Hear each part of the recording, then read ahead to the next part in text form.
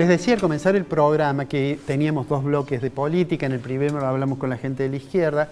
Ahora tenemos la visita de un candidato de republicanos que es Jorge Escala, a quien yo en mi nombre y en nombre de Ricardo Fonseca le agradezco mucho que se haya llegado. Sé que llegó prácticamente, lo vamos a dejar respirar un poco. Llegué sobre la hora, pero perfecto. Muchísimas gracias a ustedes, es un gusto estar acompañándolos. Bueno, les quiero hacer una pregunta, después vamos a ir a las propuestas, pero quiero hacer una pregunta de algo que hay muchos analistas políticos que han visto como un fenómeno nuevo en esto de que mucha población joven, o una buena proporción de población joven, se ha inclinado hacia una mirada más de derecha, que a veces antes, digamos, la reacción muchas veces de los jóvenes iba quizás más por la izquierda. Quizás tiene que ver además con la aparición de, yo creo que es un fenómeno casi mediático, el de Javier Milei. ¿Ustedes perciben que eso es así en Córdoba o este es un fenómeno de Buenos Aires, digamos? No, yo creo que es un fenómeno de todo el país, no solo de Córdoba. Hoy Milei estaba haciendo un cierre en La Rioja, por ejemplo. Uno puede decir, La Rioja, ¿qué tiene que ver Milei o la derecha o qué sé yo con La Rioja? Creo que es un fenómeno general, pero tiene para mí un motivo muy claro, que es el fracaso de los políticos, o sea, el fracaso de los distintos gobiernos. O sea, nos han gobernado los kirchneristas, después nos ha gobernado Macri, después ahora vuelve el Frente de Todos. Y lo que tenemos es muy sencillo. Diciembre del 83, que se recupera la democracia, 5% de pobres.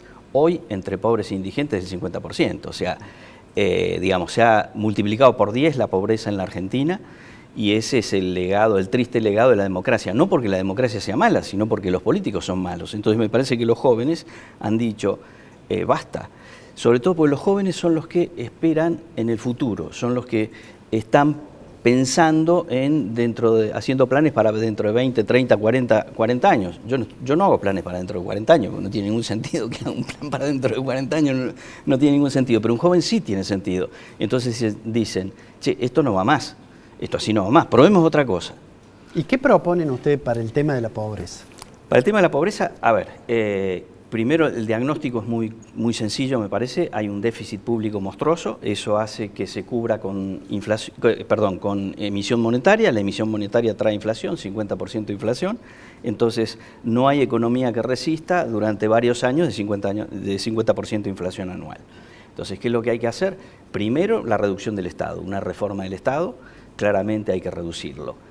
¿De qué formas? Bueno, hay muchas cosas. Se pueden eliminar algunos, digamos, departamentos estatales que son para persecución ideológica, como puede ser el INADI, como puede ser el NODIO, el Ministerio de Mujeres, Géneros y Desarrollo, y Diversidad, que tiene un presupuesto que triplica, es el triple de defensa.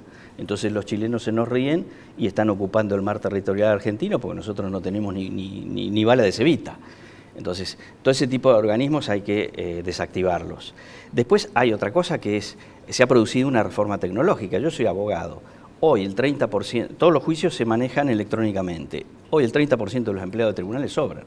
Y a medida que se vaya implementando la tecnología en los distintos departamentos del Estado va a pasar lo mismo. 30-40% de los empleados estatales sobran.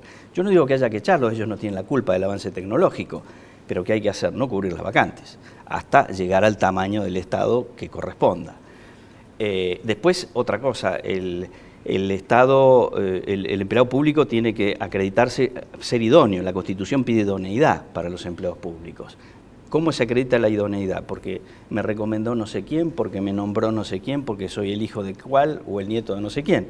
No, concurso para ingresar a la administración pública y concursos cada 5 años para ver si yo estoy capacitado para continuar en ese puesto de trabajo con la modernización y los cambios tecnológicos que hacen que a lo mejor hoy yo estoy capacitado para este puesto, pero dentro de 5 años no, si no me he capacitado. Entonces, un achicamiento del Estado. Segundo punto, una reforma fiscal potente. Hoy cualquier persona que trabaja, si pagara todos los impuestos, pagaría más que lo que factura, y esto es inviable. Tenemos 180 impuestos entre nacionales, provinciales y municipales. ¿Qué hay que hacer? Eliminar la mayoría de los impuestos, simplificar, 2 impuestos municipales, 2 provinciales, 2 nacionales, de fácil recaudación y de fácil control. Entonces bajamos la carga impositiva a medida que vamos bajando también el costo político, el costo del Estado, vamos achicando el Estado. Bajamos reorganización impositiva. Eso va a permitir que muchos empresarios puedan pensar en invertir, que hoy no piensan en invertir porque dicen es inviable invertir. Además, a ver, soy exportador de carne. Yo para un novillo, para ponerlo de exportación en el mercado externo, necesito 4 años de inversión. Y a mí, por un decreto, de un día para el otro, me cierran las exportaciones. Un país así es inviable. Estamos todos locos. Entonces, reforma impositiva. Tercero, una reforma laboral. La ley de contrato de trabajo tiene 50 años. Está pensada, diseñada para el mundo del trabajo de hace 50 años. Ese mundo ya no existe más. Hace 50 años la mayoría de la gente trabajaba en fábricas. Hoy en las fábricas trabajan los robots. Hoy el trabajo de la gente es en el sector terciario, o sea, en el sector de servicios y en la economía del conocimiento. La gente se tiene que capacitar para trabajar. Entonces, lo que hay que hacer es dejar las figuras de la ley de contrato de trabajo, poner nuevas figuras más flexibles y más amigables con la generación de empleo para poder permitir mayor generación de empleo. Y por último, en cuanto a la cuestión laboral, una cosa que creo que es importante es eliminar la indemnización por despido. Eliminarla para el futuro, los contratos actuales hay que respetarlos. Pero en los contratos futuros, ¿qué es lo que proponemos? 2 meses de indemnización por despido. Si en esos 2 meses el empleado consiguió otro trabajo, perfecto, sigue con el fondo de desempleo. El fondo de desempleo es cada mes parte aporte patronal, parte aporte del empleado, se hace un fondo, ese fondo no va al ANSES, ese fondo es del empleado. Y el empleado lo invierte, hace ganar intereses, etcétera, y todo eso queda para él. Si cesada la relación laboral no consigue trabajo, tiene el fondo de desempleo para poder manejarse, para poder vivir, etcétera. Si consigue, inmediatamente que consiga trabajo, vuelve a regenerarse el fondo de desempleo. El día que se jubila, además de la jubilación que le corresponda, tiene ese fondo de desempleo que lo cobra y tiene un capital como para poder afrontar los últimos años de su existencia. Le hago una pregunta que es la siguiente. ¿Ustedes se identifican mucho con las ideas de Milei? Sí, nosotros es una alianza entre el Partido Libertario y el Partido NOS, sí, de Juan José Gómez Centurión, con lo cual es más amplio y tenemos una mirada más amplia precisamente por haber hecho la alianza. Pero sí, efectivamente, una de las vetas claras... Una de las propuestas que hace, a partir de, digamos, de mirar el fenómeno inflacionario como una consecuencia directa de la cantidad nominal de dinero en la economía, Milei dice, lo que tenemos que hacer es cerrar el Banco Central. ¿Ustedes adhieren a eso? ¿Se imaginan una economía funcionando sin autoridad monetaria? La propuesta nuestra no va tanto... Esa es la de Milei, claro, sin duda, él propone eso. Nosotros lo que proponemos no es dolarizar la economía, o sea, sustituir los pesos que hay en circulación por dólares. Porque la gente ahorra en dólares en Argentina, el que puede ahorrar, la mayoría de la gente no puede ahorrar, desgraciadamente. Entonces... lo que significa eso es, digamos, quitar una herramienta de política económica que es la emisión monetaria. ¿Por qué?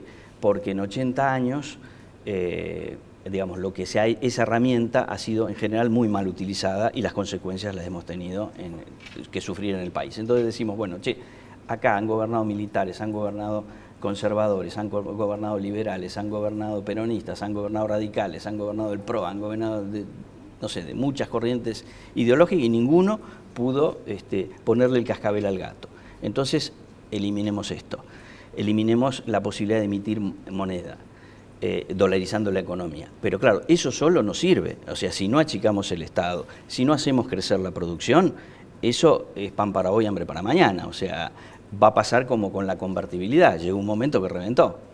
¿Por qué? Porque no se achicó el gasto público. No bajó el gasto público, siguió habiendo déficit fiscal y entonces empezó a complicarse precisamente la cuestión del dólar. Ahora, ¿usted tiene la idea de que uno podría, digamos, rápidamente dolarizar la economía? ¿Cómo? ¿tienen la idea que se puede dolarizar rápidamente la economía? No es rápidamente la economía. A ver, Porque el tipo de cambio, como no tenemos muchos dólares, sí, el tipo de cambio, sí, como relación entre la cantidad de dinero y sí, los dólares que tiene el Banco Central, nos daría un tipo de cambio muy alto y eso pegaría sobre el salario. Por supuesto. A ver, no es una medida inmediata ni es una medida fácil, porque si yo tomo la base monetaria argentina en pesos, para sustituirla por dólares, yo necesito unos 30.000, 35.000 millones de dólares que hoy no los tengo. O sea, hoy no los tenemos. Hubiera sido la oportunidad a lo mejor cuando se hizo el acuerdo con el Fondo Monetario Internacional, esa plata en lugar de dedicarla... El acuerdo de Macri. El acuerdo de Macri, en lugar de dedicar a pagarle el ICI y LEVAC, que se hubiera dedicado a dolarizar la economía. Hoy eso es muy difícil, yo creo que es el principal escollo es ese, ¿dónde consigo los 30.000 millones de dólares para poder hacer la sustitución? Porque si yo no hago la sustitución no estoy dolarizando la economía. Ese sí, es un punto... que obviamente hay que ver cómo se logra. Primer punto. ¿Ustedes y el segundo van a apoyar punto, si el gobierno acuerda con el fondo? ¿Ustedes creen que hay que acordar con el fondo algo? a ver, Porque no le podemos pagar. yo soy abogado de bancos también, entonces voy a ser muy claro. Argentina hoy, como tiene la economía, no tiene capacidad de repago ni siquiera de los intereses. Aunque arreglemos con el Fondo Monetario Internacional, nadie nos va a prestar un cobre. ¿Por qué? Porque hay que hacer las reformas esas de las que hablábamos, que permitan que la Argentina sea creíble porque tenga capacidad de pago.